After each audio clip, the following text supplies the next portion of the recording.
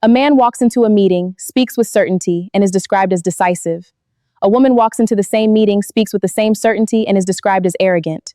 The words are different. The behavior is identical. Why does confidence often become a virtue when displayed by men, but a flaw when displayed by women? Why are strong women frequently told they are too much, too loud, too ambitious, too opinionated, or too intimidating? The answer lies deeper than personality. It touches centuries of cultural expectations, psychological biases, social conditioning, and humanity's complicated relationship with power. This is not merely a story about women. It is a story about how societies react whenever someone challenges the roles they are expected to play. And throughout history, many women who changed the world were first criticized before they were celebrated. Greetings, ladies and gentlemen. From every part of the world you're watching us. I welcome you to this edition of our beautiful talk show. In this section, we shall be looking at the hidden reasons strong women are called arrogant. But before then, may I ask you to please take a moment to subscribe to our channel? Also tap on the notification bell so you get informed whenever we post a new video. Please don't forget to like, share, and always drop your comments for us. Thank you. For the sake of clarity, we shall take this subject one major point after the other. Point number 1, understanding the difference between confidence and arrogance. Before we proceed, it is important to define these terms. Confidence is believing in your abilities without feeling superior to others. Arrogance is believing you are inherently better than others and deserving of special treatment. A confident person says, "I can do this." Only I can do this. Confidence is grounded in competence. Arrogance is grounded in ego. Yet society often confuses the two, especially when women display qualities traditionally associated with leadership and authority. Let's look into the psychology behind this criticism. Psychologists have long studied what is known as the double-bind dilemma. Research conducted by scholars such as Alice Agley and Linda Carley found that women in leadership often face a difficult choice. If they appear warm and agreeable, they may be liked but not respected. If they appear assertive and competent, they may be respected but less liked. Men often do not face the same dilemma to the same degree. This creates a situation where women are judged not only on performance but also on whether they conform to social expectations. In simple terms, a confident man is often seen as powerful. A confident woman is often asked whether she is not being too aggressive. Take a workplace, for example. Imagine two managers, James and Sarah.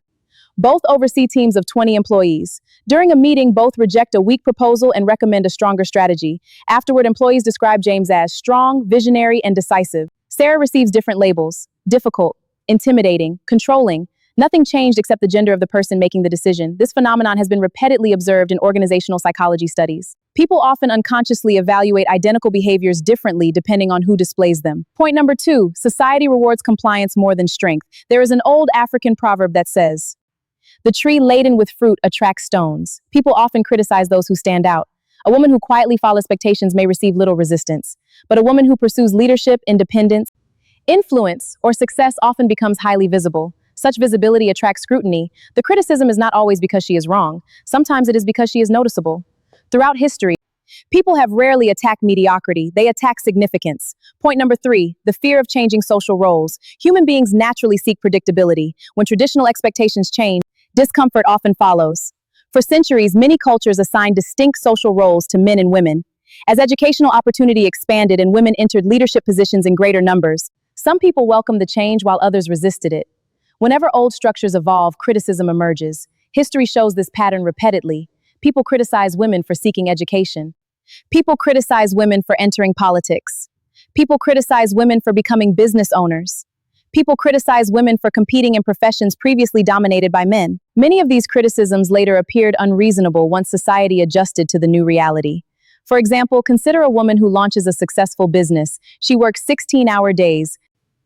"I employ dozens of workers. I negotiate aggressively with investors. She's obsessed with money. She's too masculine. She thinks she's better than everyone."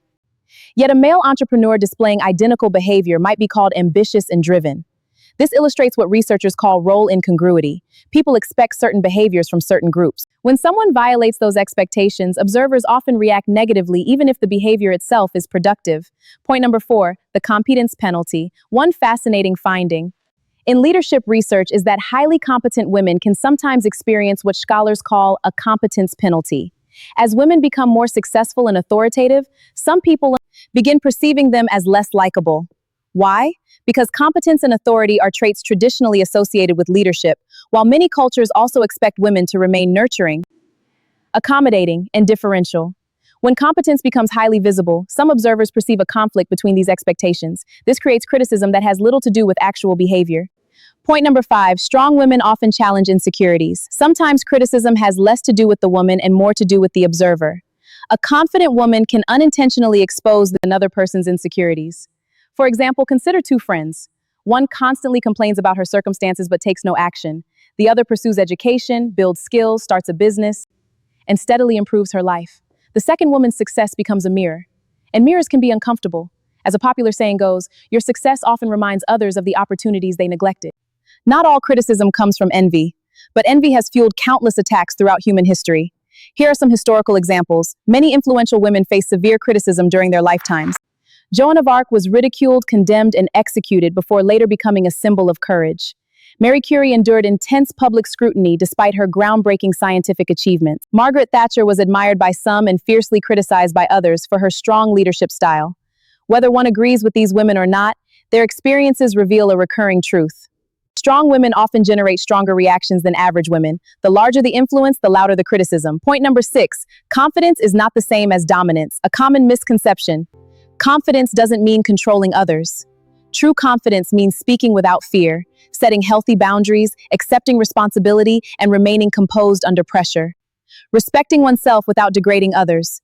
Arrogance seeks superiority. Confidence seeks self-mastery. A genuinely confident woman does not need to prove she is better than anyone. She simply refuses to shrink herself to make others comfortable. For example, a woman establishes clear boundaries with relatives who repeatedly disrespect her. She politely says, "I love you, but I will not tolerate being treated this way." Immediately, she is labeled proud, disrespectful, difficult. Yet if she had remained silent, many would have praised her patience. This reveals an uncomfortable reality. People often prefer boundaries that benefit them rather than the person setting them. Sometimes criticism appears the moment someone stops accepting unfair treatment. Let's look at the wisdom of ancient proverbs. Across cultures, wisdom traditions have recognized this reality. An African proverb says, "The tallest tree catches the strongest wind." A Chinese proverb teaches, "The nail that sticks out gets hammered down." A Middle Eastern proverb states, "Dogs bark at the moon, but the moon continues shining." These sayings point to the same truth. Visibility attracts attention. Strength attracts resistance. Leadership attracts criticism. The criticism itself does not necessarily prove wrongdoing. Point number 7, how strong women should respond. Not every criticism should be ignored. Wise people evaluate feedback carefully. Ask, is this criticism based on facts? Is it helping me improve? Is it coming from someone whose judgment I respect? If the answer is yes, learn from it. If the criticism merely punishes confidence, ambition, competence, or healthy boundaries, it may reveal more about the critic than the target. The goal is not to become arrogant. The goal is not to become timid. The goal is balanced confidence, strength combined with humility, authority combined with character, success combined with wisdom. As we conclude on this topic, here is my take. The world has always struggled with people who refuse to fit into predetermined boxes. Strong women are often criticized not because they are arrogant, but because confidence challenges expectations. Some people will mistake self-respect for pride. Some will mistake boundaries for hostility. Some will mistake competence for arrogance. But history teaches an important lesson. The individuals who transform families, organizations, communities, and nations are rarely those who spend their lives trying to please everyone. They are the people who possess the courage to remain true to themselves despite misunderstanding and criticism. A woman should never become arrogant, but neither should she apologize for being capable. Because confidence is not arrogance. Confidence is the quiet conviction that you have value, purpose, and the right to occupy your place in the world without asking permission. And when a woman learns that distinction, she stops living according to other people's labels and starts living according to her own potential. The question is not whether strong women will be criticized. The question is whether they will allow criticism to silence them or use it as proof that they are bold enough to stand where others are afraid to stand. Thank you for watching. If this message resonates with you, please consider subscribing to this channel so you don't miss any of our future videos. Also, like, share, and drop comments for us. Bye for now.